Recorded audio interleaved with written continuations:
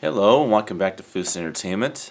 This time for my review of 2011's Wrong Turn 4 Bloody Beginnings.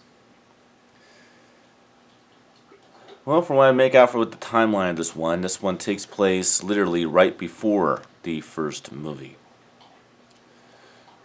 In two ways. It actually takes place, the beginning of the film takes place in 1974. Actually, no, I'll take it back. 1976. So we see the original Hillbilly Brothers from the first movie.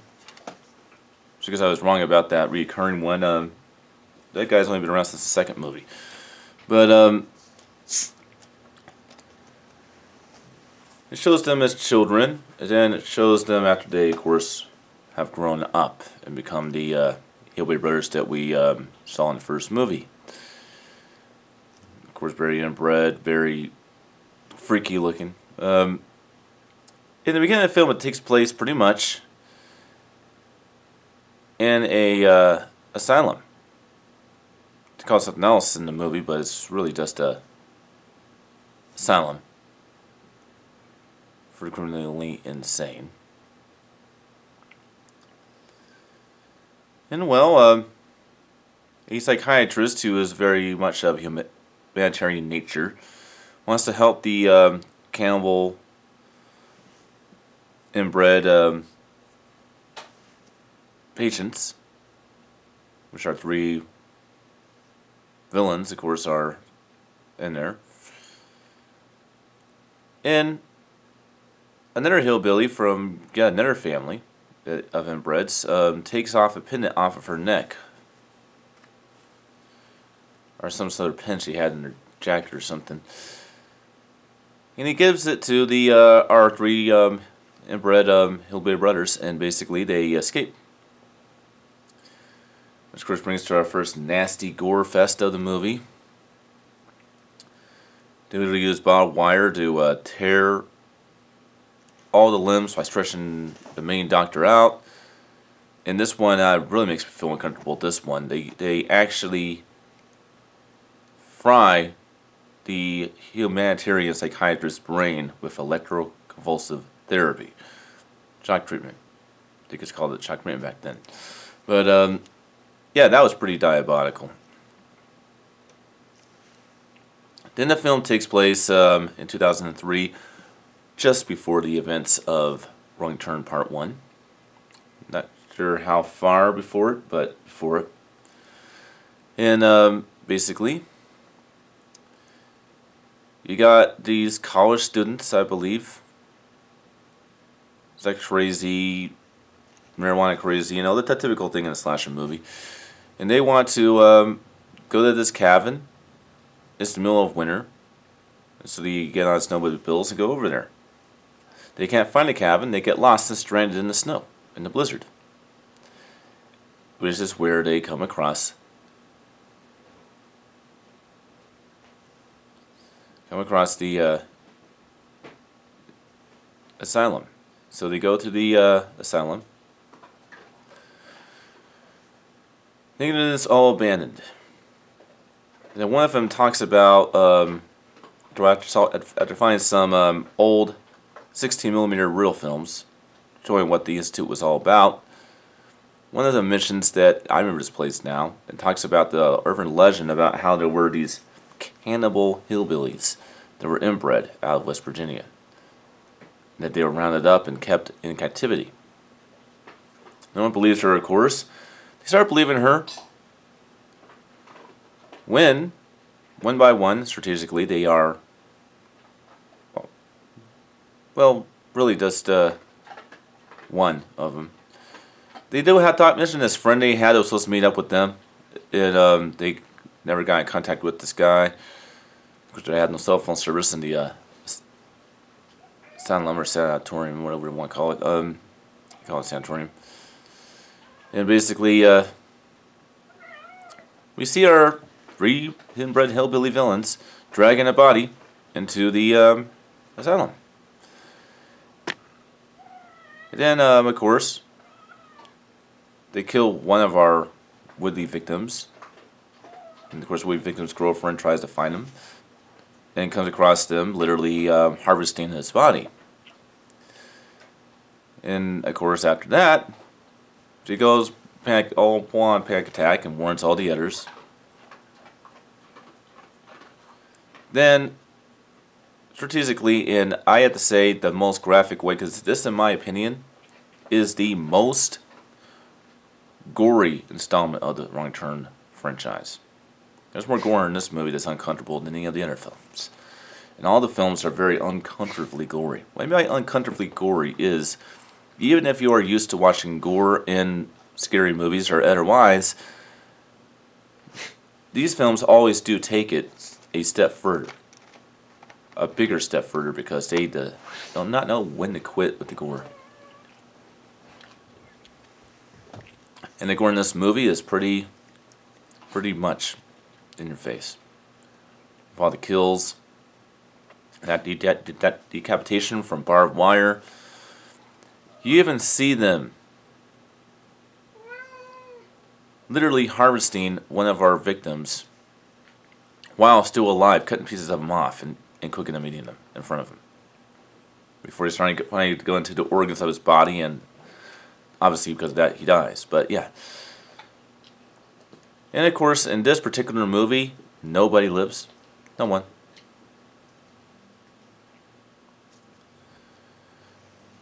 I mean, one gets basically killed and harvested. The other one gets abducted by the hillbillies. Then harvested while still alive until he does die from being harvested. Decapitation by barbed wire on the neck. Pulling somebody's stretching them to where the pieces of them tear off. Death by electricity going to the brain.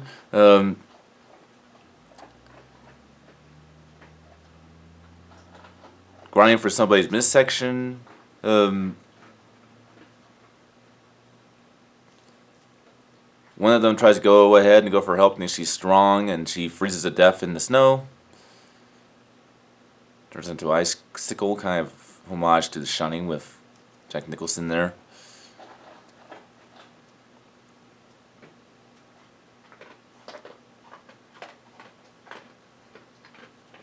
And then, of course, our final two deaths are kind of a shocker. You get that like Friday 13th vibe that, you know, everything's fine, they escaped. Then they ride over some automobiles, literally right into barbed wire that decapitates them, and you see their heads all flying around on the screen. Blood spatter over the snow. And then we find out it was from our hillbilly we see in all these movies, the one that likes to smile like this, and, you know, has that weird hair and stuff. He drives around his truck and picks up the decapitated heads, and the film goes to black, and that's how it ends. This one, we're back to having Vancouver actors in the movie. There's no, alright, well, we're going to make it feel like a Vancouver movie, but we actually filmed it in England. No, this one was actually made in Vancouver. So we're back to being like that. This film, in my opinion, is more enjoyable than the third film. The third film, really, in my opinion, is a piece of shit. I know that some people out there like it, including my father, but I'm sorry, the third film's a piece of shit. Literally. I would say that this one's much better. Now, let's talk about quality. The video in this movie is quite good. Because it's a winterized looking movie, it kind of has that winterized temperature about it. So it's much more cooler temperatured than warmer. This is the first film in the series that really depends more on cool temps and colors. They're more vibrant and more of a cool temperature instead of being warm and grainy. This one's like that. I like it when films are like that. It's kind of different. The audio, though, did not deliver again. Like I said, the problem with these movies, since the first movie, see this is just why. The first movie, 2003's Wrong Turn, went to the actual big screen. You can actually, at the time, you could have went to your local theater and watched the movie on the big screen. It was a theatrical film. Wrong Turn 2, 3, 4, 5, so on. Which is 6, I think they're at 6 now. Those were not. Those were literally designed to be televised movies on Sci-Fi Channel. Or something like that. Or just direct-to-video releases, and they didn't care about the audio.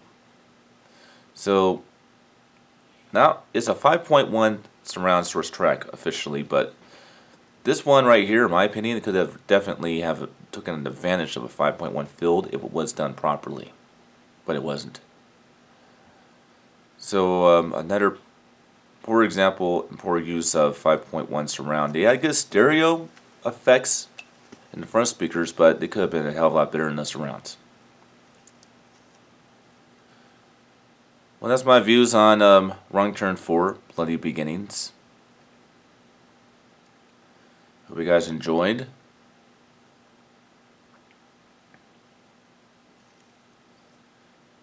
And when this does get uploaded, it'll probably be quite a few hours from now, probably when I get home.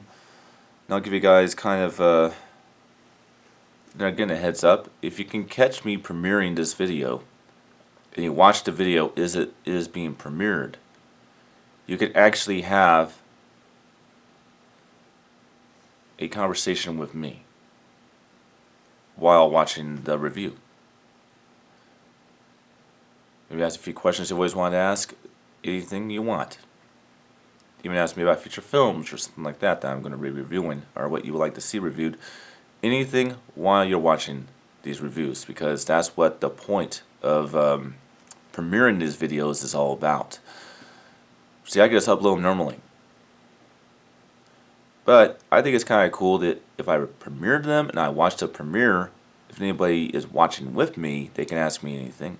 And I can answer it right on the spot, and that's basically the idea of premiering these videos.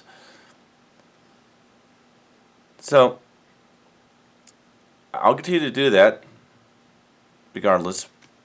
But if you would like to join me in watching the premiere, you're always welcome when I premiere these videos. So just keep an eye out. Haven't done any scheduling for these yet because it's unpredictable when these videos do get put up.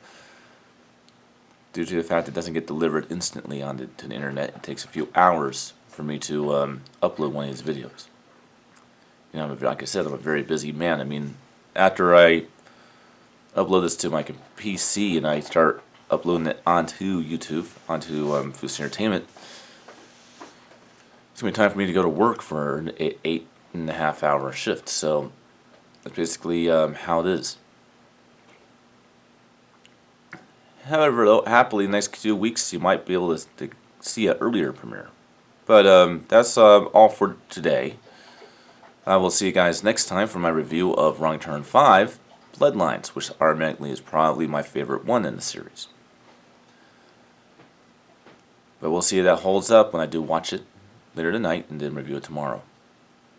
Until then.